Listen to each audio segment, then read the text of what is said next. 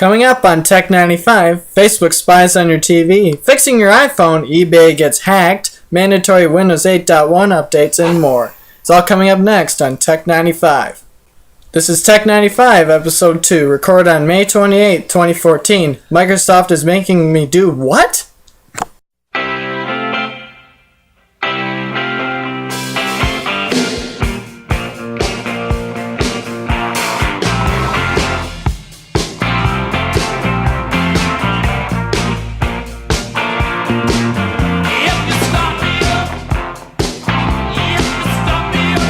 Hi, this is Jonathan Hewlett. And this is Travis Smith. And welcome to Tech 95. This is our second episode, and yeah, hopefully we'll do better than last time. So, what do we got on the docket for today? Well, we've got how to fix Apple's iMessage bug. In case you haven't heard, Apple recently has been under fire for a bug that is preventing users from receiving text messages when they switch from an iPhone to an Android or Windows phone device and keep the same phone number. The problem has actually been around since iMessage first debuted in late 2010 or 2011. Talking is so hard. Apple said in a statement this morning that it recently fixed a server-side iMessage bug which was causing an issue for some users. The company also revealed that it has plans for an additional bug in the future software update. There's no need to wait for Apple to issue a patch. You can fix the problem right now. Method one is you can disable iMessage on your iPhone, or if you don't have your iPhone anymore, you trade it in or something to get a discount on an upgrade. Or reset your Apple ID password. You can probably do that on Apple's website, or I've done it at iTunes before. Or Call Apple. Call Apple. Hey, they're the ones. They're the people that jacked it up. They're the ones that made it. So why don't they help you out there? They got enough money for it, right? Yeah, you can call them at 1-800-MY-APPLE. And I hate to interrupt, but you said it debuted on 2011. That's debuted. Yeah, talking is so hard. I know, you said that. I know it. I understand that. I'm strung out on a Slurpee right now. So if you hear me acting weird, that's blame Myers. Go ahead, Travis. Okay. Our next topic is a new Windows 8.1 update. About time. This comes from the Computer Power User CPU magazine. From June. The latest June issue on page 8, Microsoft gives Windows 8.1 users an offer they can't refuse. Yeah. They really can't refuse it. Microsoft recently released an update to Windows 8.1 that includes adding features such as search and power buttons that will appear on the main desktop if you're using a PC or a notebook. Sweet. Systems with the update will also boot to the desktop by default unless you're using a tablet, and yes, Microsoft Services is considered a tablet, which will still boot to the start screen like your normal Metro screen that you would get with Windows 8 or 8.1. Yeah. There are various other miscellaneous tweaks too, but if you're thinking you might just skip this particular update, think again. Microsoft says Windows 8.1 update will become a new servicing baseline for future security updates. So you must have it installed in order to download any future updates from Microsoft. I don't use Windows 8. It's not my problem. It's not my problem. Might be yours though. You have it on a couple machines. No, I primarily use Windows 7. Yeah, but this is the reason why. Exactly. Yep. Windows 7 and XP forever, people. I don't know about XP because you heard our first if you've heard our first episode, you know. Yeah, if you heard episode 1, then but still, XP may be kind of getting to the point. It's kind of in the same boat as Windows 98 and things. But Windows XP is still going to hold a special place in all of us PC lovers' hearts forever. It was a great operating system. Totally. It was the first one that didn't bug up every 2 seconds. Yeah. Well, it did, but that was only with Service Pack 2. Go ahead. I believe it's on you now, John. My mouth is full. Go ahead and do the Facebook section. Okay. Well, here's something that might surprise you. Facebook will be able to tag the TV show you're watching. Like, here's an article. With Facebook trying to get you uber social, the giant is going to include the ability to tag the TV show or movie that you may be currently watching and post that information on your newsfeed to be seen by all your Facebook friends using your phone's built-in microphone. Facebook says that the update will be available within a few weeks. Every time you watch a TV show, do you want... I don't watch a lot of TV.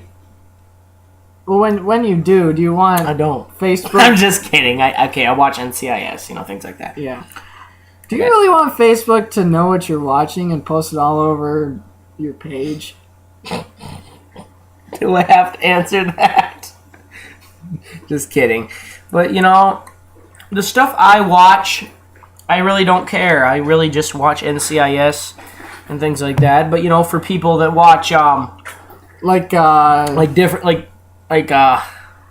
say you're watching something and you don't want your friends to know that you're watching. I'm sorry, I must bring this up. If you're like one of these weird people called a brony and you're watching My Little Pony, you don't want anybody else to know you're watching it, and then Facebook blabs to everybody and everyone teases you and you never are able to go out in public again. And I'm just going to throw this in. If you're a brony, please get a life. Just saying. Anyway, back to Facebook. I don't think that they should be tagging TV shows you watch, because sometimes sorry to interrupt, but what they should do what they should do is make it a very specific setting.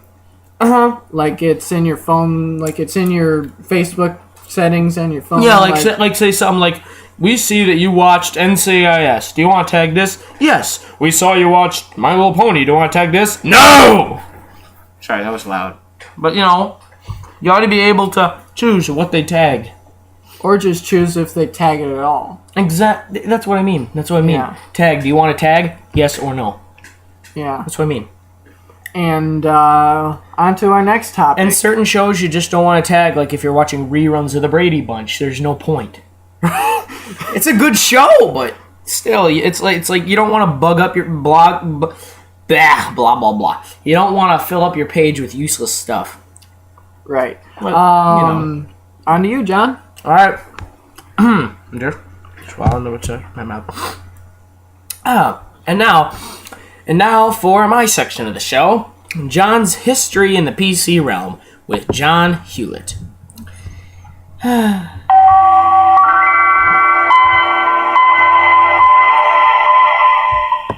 Today in History in the PC Realm with John Hewlett, we're going to be discussing the IBM PC. Now, when you hear IBM, what do you think of? An older computer. Well, I know a lot of people have thought that. Because you notice IBM... And I mean, and not that I mean an older computer like 2005, 6, and 7, or 8, because... Those machines still have some use. Exactly. Like you can. Like IBM had a ThinkPad. Yeah, was like really IBM. They're like I think Lenovo bought them out now, but yeah, Lenovo. Like in 2003, 5, 6, and 7. Lenovo bought some things, I believe. IBM is still a standalone company, but you don't hear as much about them. You more hear of Dell, HP, Asus. Yeah, IBM it's an old company. They date all the way back to the... Oh, geez. I can't remember. I'm trying to remember. Let's see. Oh, I remember. IBM was first started in 1911. 1911. It was 102 years ago. Oh. And, they were just... It stands for International Business Machines. They made computers, some technology things, all sorts of crap like that. And Didn't they also make an antivirus? at one point or Yes, another? they did. It's right there on the wall. Oh, okay. Yeah, IBM made an antivirus, and they kind of got slammed by Norton. And I'm just going to say this right now. I used to be a fan of Norton, like in the 1995, like Windows 95 era and before. But towards nowadays, Norton just is so bogged down with bloatware. It's we don't support Norton. We more support AVG and Malwarebytes. But anyway, back to IBM. I've been completely getting off topic Now, here. if let's see here, I think I heard something about Malwarebytes somewhere. While he's looking for that, I'm going to get back to my history in the PC realm. IBM has been around since 1911, and currently their revenue is at $99.7 billion, and that was from 2013. Yeah, IBM's a big company, and yeah. But anyway, for today, I'm going to talk about the IBM Personal Computer. And when you hear that, you'll say, which one? I'm talking about the IBM PC. Many of you nerds will probably know it more as the IBM Model 5150. It was introduced on August 12, 1981. It's created by a team of engineers and designers under the direction of Don Estridge of the IBM Entry Systems Division in Boca Raton, Florida. This is from Wikipedia, by the way. Yeah, just look up IBM Personal Computer. The IBM 5150 debuted in August 12th, 1981. Pricing started at about $15,000 for a configuration with 16K of RAM, CGA monitor, no disk drives. The company intentionally set prices for it in other configurations that were comparable to Apple's Microsoft Digital Research, Personal Software, and Peachtree Software provided software for the new computer, especially Microsoft, who supported MS-DOS for it. IBM's Sidney's amazed a journalist when he said, I don't know what I just said. IBM amazed a journalist when he stated the definition of a personal computer is third-party hardware and software. And Estridge said IBM did not keep software development proprietary because it could not out-basic Microsoft Basic. We would have to out-VisiCalc, VisiCorp, and out-Peachtree, and you can't do that. I have no idea what he just said. But, you know, the IBM 5150 was revolutionary. It was considerably the first personal computer. There were others before this, but this was pretty much the first one to be called a personal computer. I've actually got an old IBM 5150 right here. I'm going to put the mic up to it and turn it on so you can hear what it sounds like.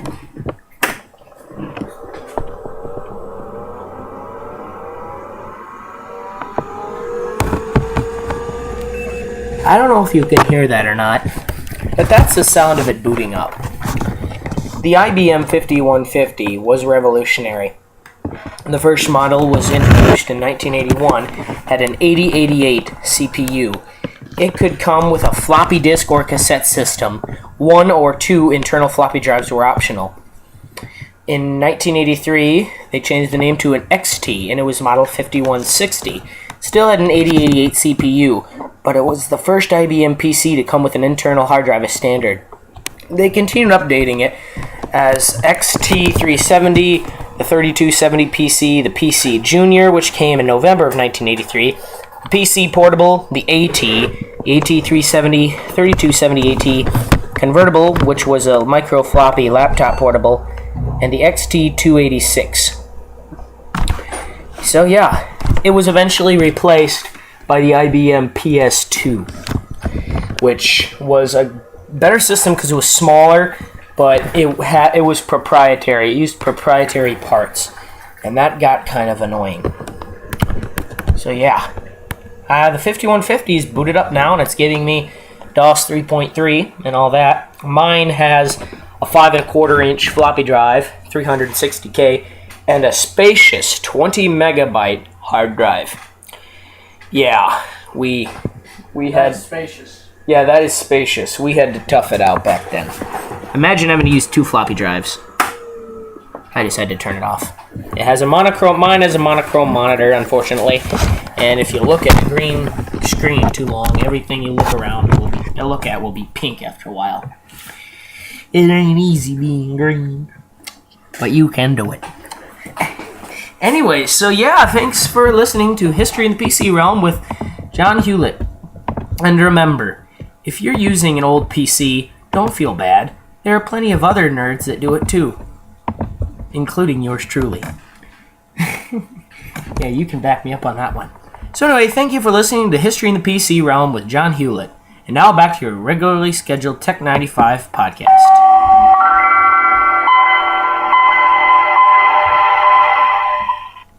On to more recent matters, eBay gets hacked.